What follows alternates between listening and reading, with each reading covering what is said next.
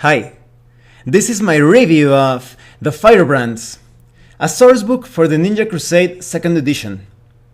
If you haven't seen my review of the Ninja Crusade 2nd edition role-playing game, I'm going to put a couple of links below in the description so you can watch those videos. And this sourcebook focuses, at first glance, it seems like it focuses completely on the blazing dancers and the virtuous body gardeners. However, this contains a lot more than that. On the background side of things, you have new adventure seeds and campaign seeds. That is, through the story, through all of that background information, you will get a lot of inspirational sources to create many things related to the Ninja Crusade role-playing game.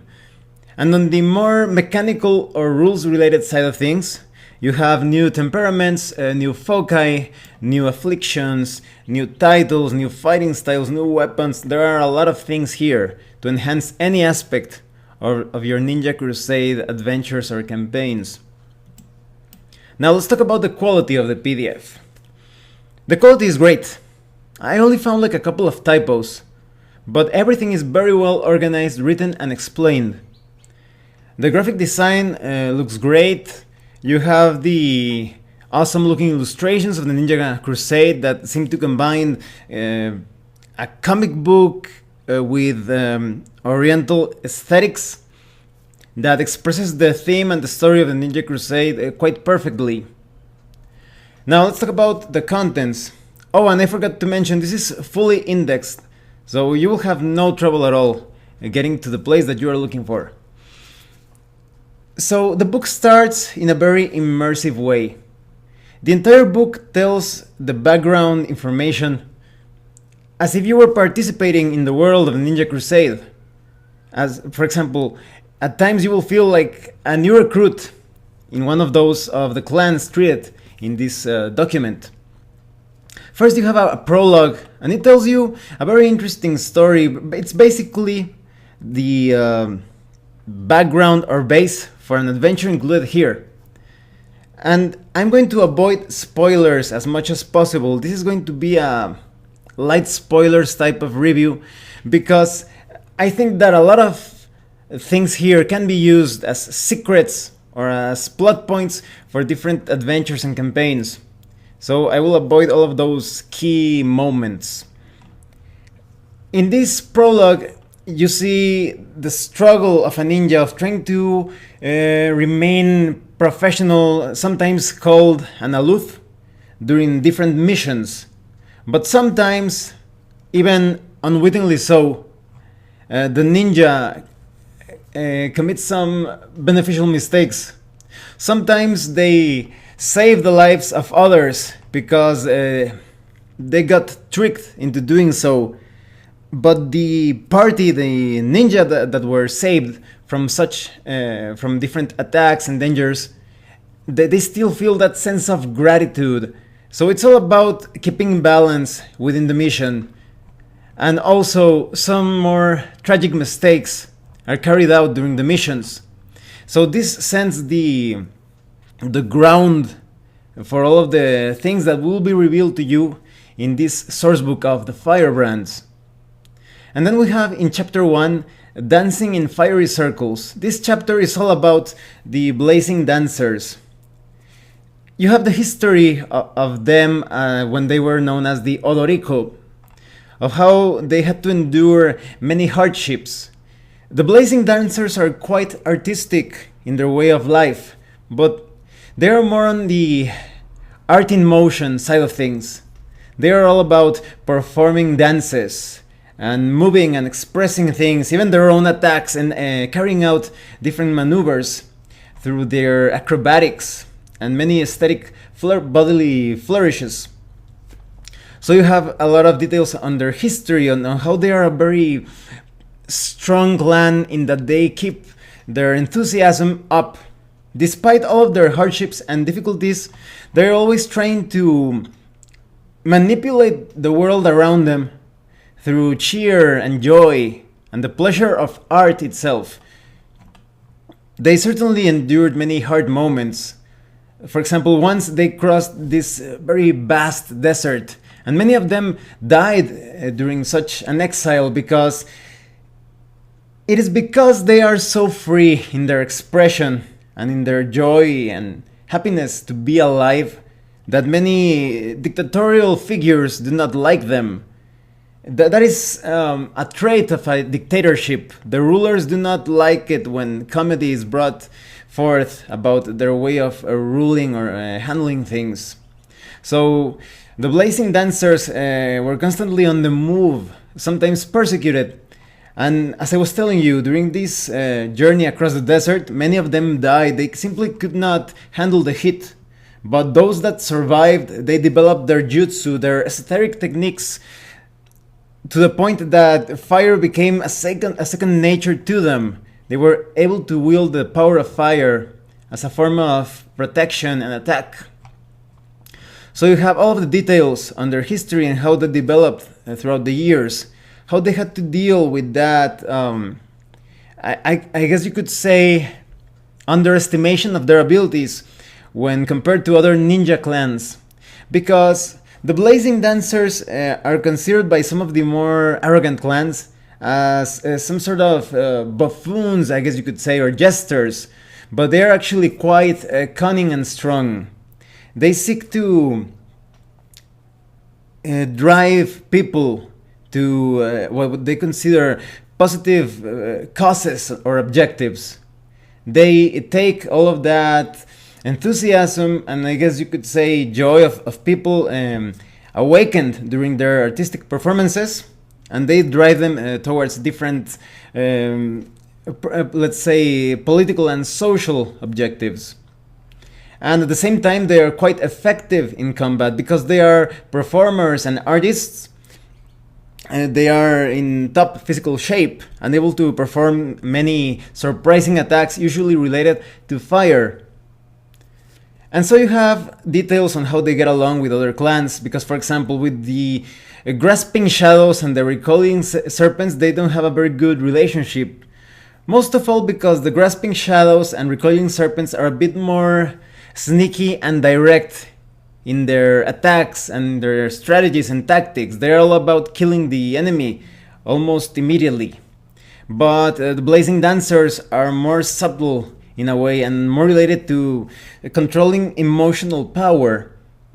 So they get along better with other clans because, for example, the Virtuous Bodyguarders also featured in this book. They feel almost like kindred spirits because both of them are quite artistic and know that, or at least they consider that greater changes come from understanding emotions. And you have all of the details concerning the Blazing Dancers' role during the entire Ninja Crusade, and how they, for example, recruit other ninja for their causes, because they are actually quite open to getting new members, but they are still quite astute or perceptive of spies and assassins that want to infiltrate their clan. You also have information on different divisions, or I guess you could say specializations within their clans. For example, we have the Tamers that are more focused on handling animals. At times they feel a bit like a traveling circus of sorts. And then you have information on, for example, the Hands that are specialized in preparing the environment for the Blazing Dancers when they are first targeting a city or a town to arrive there and settle in and see how they can fulfill different objectives. The Hands prepare the people. They give feedback on who could be potentially an enemy for the Blazing Dancers, and how they can get a base of operations within the city and such.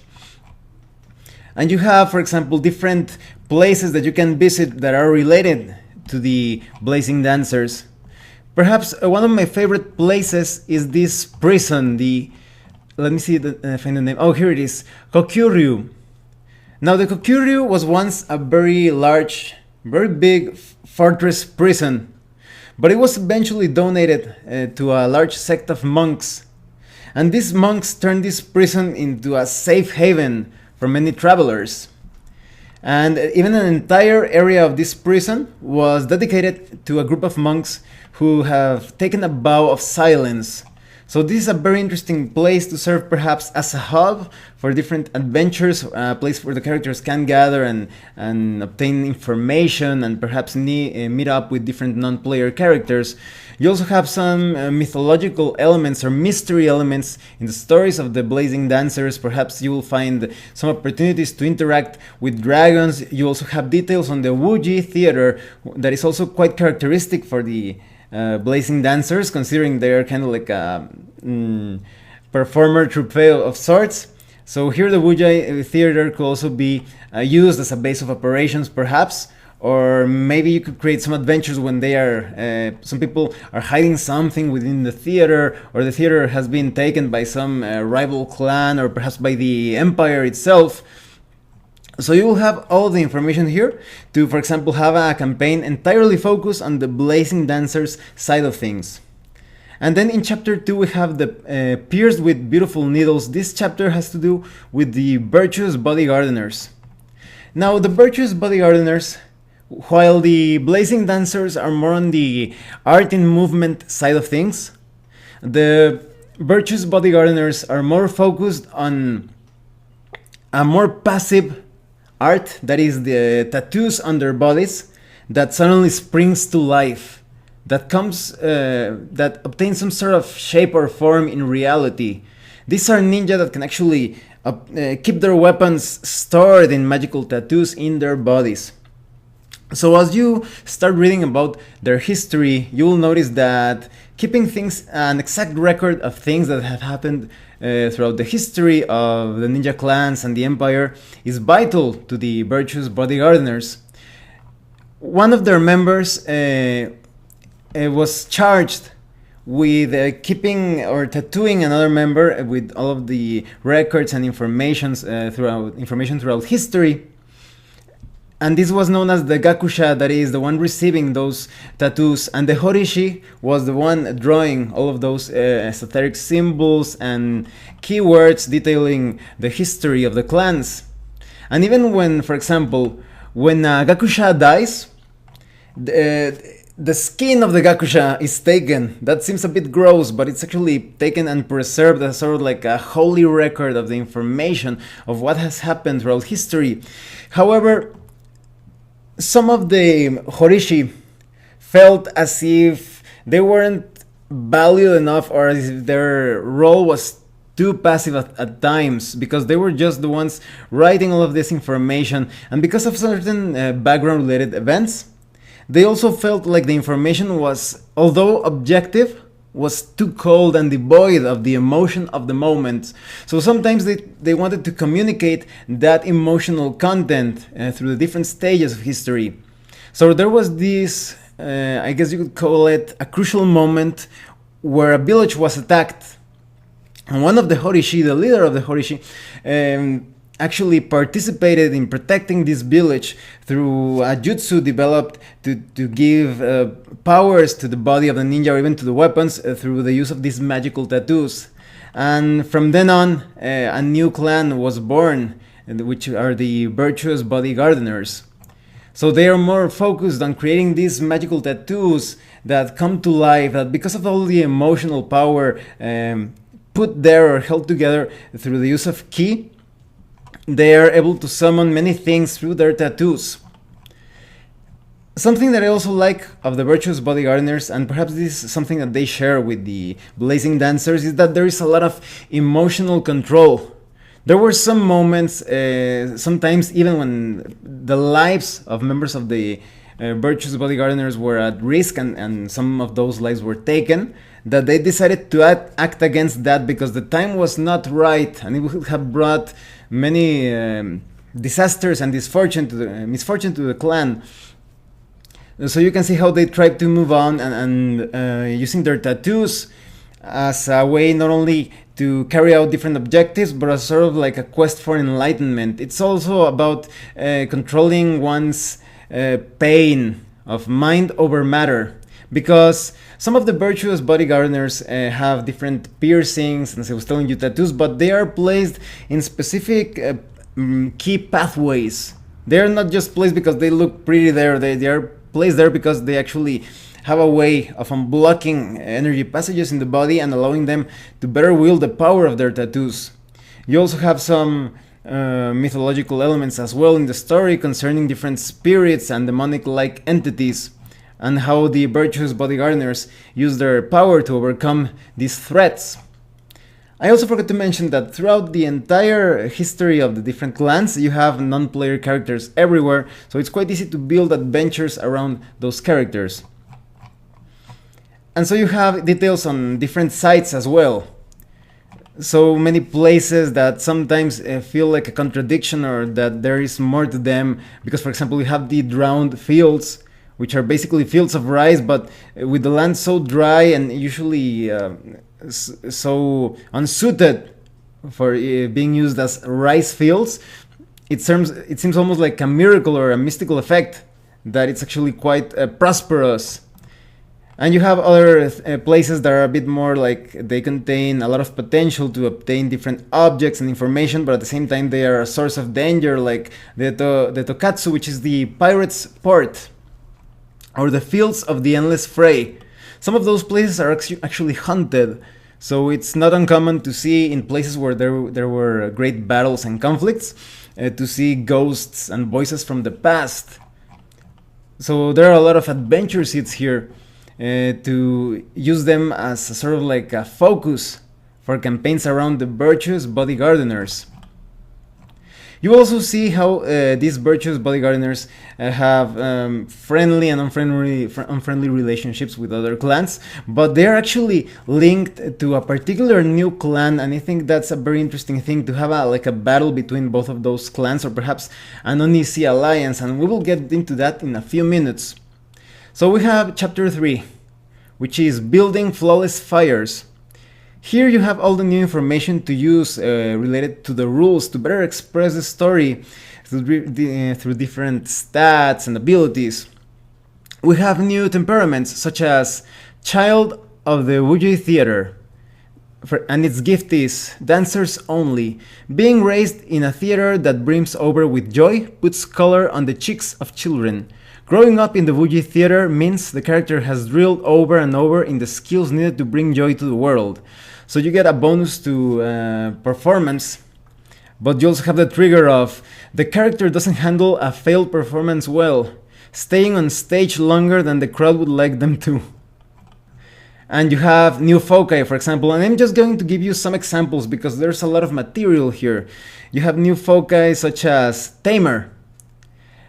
And its gift is working with animals great and small.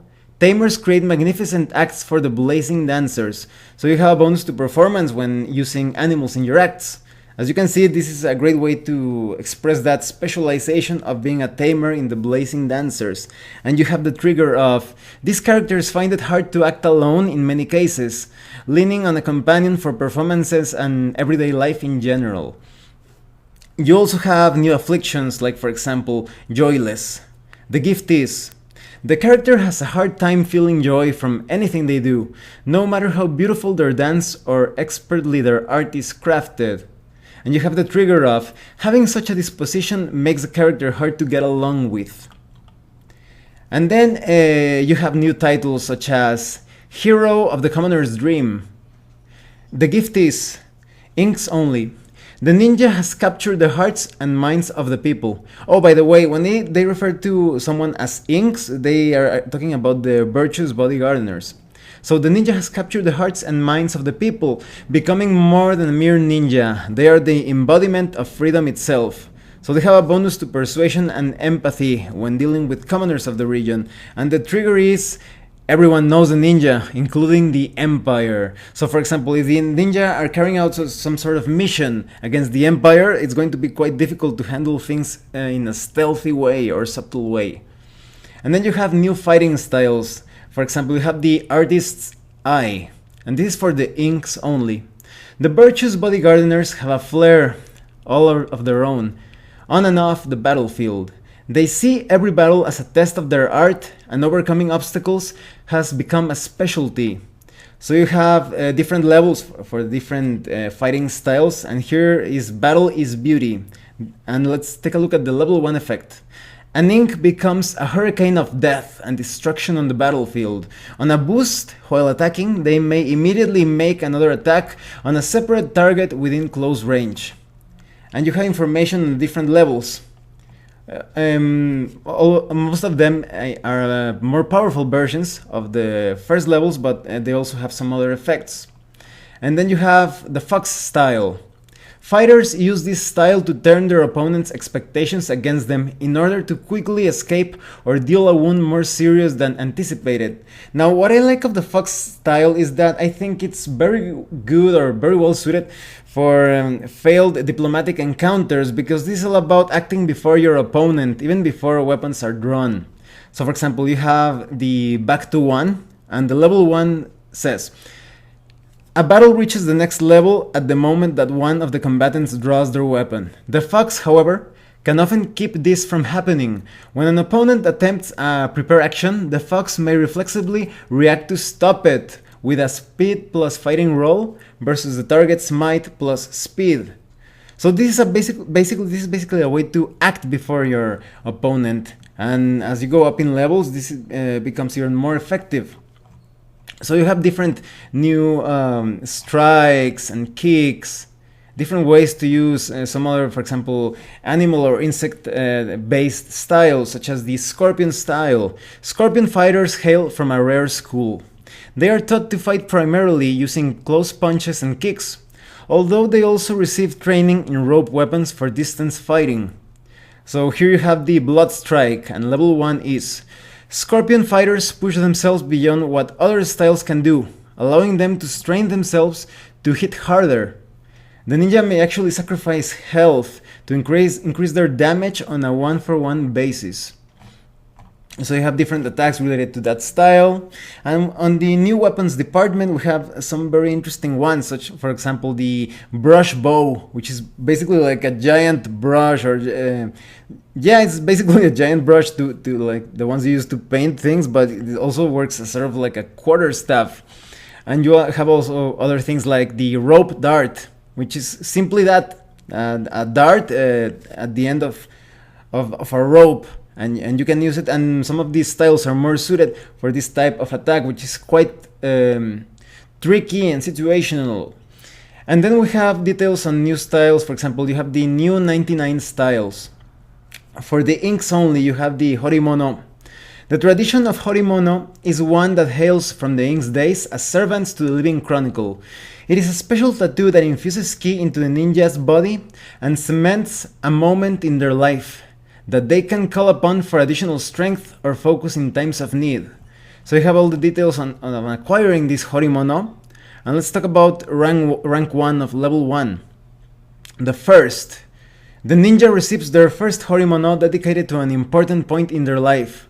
So they may raise the bonus gain from a gift of their choice by 1, and gain a bonus to all jutsu activation checks equal to their Horimono level. And you also have some things more suited, for example, for the blazing dancers, like the performing troupe. This ability is an extension of Master of Spies from the 99 styles, and it is obtained in the same fashion, and the player writes performing troupe as an ally on their contacts. So for example, in level 1, the ninja has a well-trained group of performers with them who all get along and know how to put on a show together without any problem. So you have bonuses to performance and related to your allies. Now let's talk about the new jutsu. You have the Way of Fire. And the basic jutsu of the Way of Fire is, for example, hit palm. The ninja learns to hit their palms and strike with an intense burning flame. On the median jutsu category, we have Burning Blood. You must have Cauterize. The ninja hits the entire body to such a degree that it becomes dangerous for others to touch them. So you have other things related to that, such as Deflect Flame. And on the more advanced jutsu side of things, you have Dragon's Spirit, which is basically a defensive cloak that gives you the aspect of a dragon. So you have bonus to health and dynamic actions and defense rolls. You have other things like the Way of the Immaculate Show.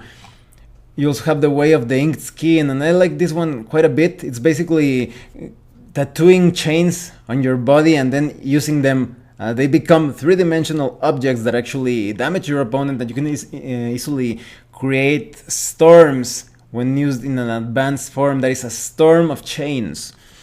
And you have details on new celestial animals. Some of them feel quite mythological, such as foxes. So you have Kaminari, the six-tailed storm. And you have details on phoenixes and dragons.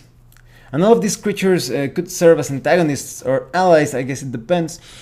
And then you have information on the new clans, for example, the Gracious Illustrators, the Kamboku clan. And these are also basically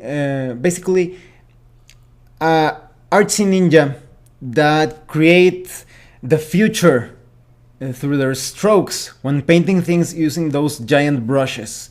They shape the future of their clan, and sometimes there are even some rumors that they played a vital role in defeating major forces in the past. When there were different conflicts against ruling powers, they use this sort of like, it almost has that Majutsu type of feel to it, in which they create magical effects through their brushes. And all of these new clans have details on lifestyle and their agendas and contacts and gifts, because, for example, the gift of the Gracious Illustrators is the painter's blood. Gracious Illustrators live and die by their art, sometimes quite literally. They receive a bonus to crafts whenever it involves their paintings, because they actually infuse their paints with their own ki and blood. And then you have the trigger of blank stare to onlookers. Strokes, that is a sort of like a nickname for this type of ninja. Strokes are a pathetic and confusing ninja who show no feelings. And you have details on bonds and the way of 18 strokes, which is exclusive to these Gracious Illustrators. And for example, on the training of the way of 18 strokes, you have information on, for example, the ability to paint legible art in a matter of seconds is a skill taught to every stroke, and their paint is as much a weapon as their brush bow. So you have basic jutsu such as Iron Stomach. Through years of swallowing paint, they have grown accustomed to resisting foreign bodies. And then you have median jutsu such as Dripping with Talent. The ninja throws paint on the target, covering them from head to toe, and this is a way of hindering their movement. Everything becomes more difficult when you are painted with this ink. And you have advanced jutsu such as painting targets. You must have Dripping with Talent. The ninja splashes their paint on up to targets determined by their yin within near range, creating targets for their allies' attacks. So this is a support method that makes the enemy more vulnerable to your attacks. And you can also create, for example, simple shapes. The ninja slams against a flat surface and becomes a coat of paint upon it. So this is basically a way for a ninja to assume a shape to travel across surfaces. Able to move along the surface in 2 dimensions, so you turn into a sort of like a drawing or painting. And then we have the Great Tigers. And the Great Tigers are bound to literally gray tigers. These tigers that for some reason, for some supernatural reason or purpose, they are actually gray. And during different conflicts, the Great Tigers and these animals, that is the ninja and the tigers, became bonded in some sort of way. They act as one with their tigers, and all of their attacks are carried out with these soulmates of sorts, and they are all about protecting their territory. They are somewhat animalistic or barbaric in their way of thinking. So you have information on their gifts and their triggers and their contacts and their attacks, like for example the way of the bloody claws. Sometimes they are very much tiger themed. And you have Big Paw. The ninja makes one of their hands into a giant tiger's paw, including the ripping claws that come with it. On the Median Jutsu side of things, you have Double Claw. You must have a hunter's focus. The ninja and cat attack a single target in unison. And then you have advanced jutsu such as Lion's Roar. The ninja breathes in deep, summoning up the spirit of the tiger to let loose a mighty roar. And then we have the Winds of Ion. Now, the Winds of Ion are quite interesting because these are probably one of the few clans, if not the only clan, that is tolerated by the Empire. That is, they could tip the scale of the battle of the Ninja Crusade towards the side of the ninja clans or the Empire just by choosing who to support. However, they've had some very rough situations in the past, especially when considering their interactions with the Blazing Dancers. In fact, the Blazing Dancers actually have a flute belonging to one of the leaders of the Winds of Ion because of a battle that they won. So the Winds of Ion, there isn't really a strong reason for them to become completely supportive of the Lotus Coalition, that is the coalition that most of ninja clans serve or that they become a part of.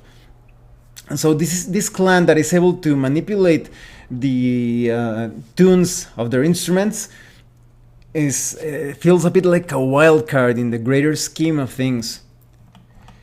And they have the way of deadly crescendos.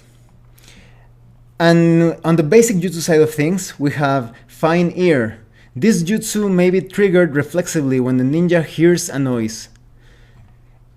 On a success, the ninja analyzes exactly what made the sound, the direction and general distance the sound came from, and any words spoken are clearly discernible. So this clan is quite useful for carrying out spying operations, and everything about them is themed around their flutes. They even fight with flutes. They have these metal rods that they can use to produce sounds, but they also use them as physical blunt weapons. And then you have Midian jutsu such as Calm Song. It requires the perfect song. Soothing melodies calm ill-tempered hotheads and aid in keeping the peace. And you also have advanced jutsu such as Breathless Note. Requires muting technique. The target begins to drown in sound, their breath literally stolen away. So this is one of the most powerful weapons of the Winds of Ion. Now, near the end of the book, you have an adventure, Switching Rhythm. And this ties in directly to the prologue at the beginning of this book. The basic premise is basically like the ninja it's not exactly a rescue operation, it's more like a switching operation. There is this prisoner, this ninja that was taken during an operation, and they basically need to switch that ninja that has been sentenced to death with another ninja that wants to commit ritual suicide because that ninja is guilty of killing an innocent person. And she actually accepts that she wants to accept the punishment. So the party members, the group of ninja, has to carry out this switching operation. They will have to infiltrate this castle. They will have to use all of their skills and cunning to get into this place, make the switch, and get out of there alive. But as you may imagine, there are many things that are going to be unexpected and many things that the characters can do to change the course of the events. There's even a section where you have all of the information to handle any off-the-rails type of situation. So this is a very good adventure that expresses the artistic operations, in a way of speaking, of both the Blazing Dancers and the virtuous bodyguarders. And at the end of the book, you have a gallery of non-player characters. Their information is quite complete. You have information on their stats and of what they are trying to do, their objectives, their background. So it's quite easy to use all of these non-player characters as allies or enemies. So what do I think of the Firebrands for the Ninja Crusade 2nd edition? Only the most casual Ninja Crusade players will consider this optional. I think this is a must-have, especially for the hardcore Ninja Crusade player, because it contains many things that apply not only to the virtuous bodyguarders and the Blazing Dancers. You have tools for almost any adventure and campaign. You have many non-player characters, information on the history and the places of the Ninja Crusade. You have new temperaments, new foci, new afflictions, new clans, new jutsu, new weapons, new celestial animals. There's something for almost anyone, for almost any campaign and any adventure. I highly recommend that you get the Firebrands. I'm quite surprised at the amount of things that they included, just 91 pages. This book is bursting with ninja goodness. So I recommend that you get this one for the Ninja Crusade. Well, thanks for watching my review. If you have any comments or questions, please let me know. See you later.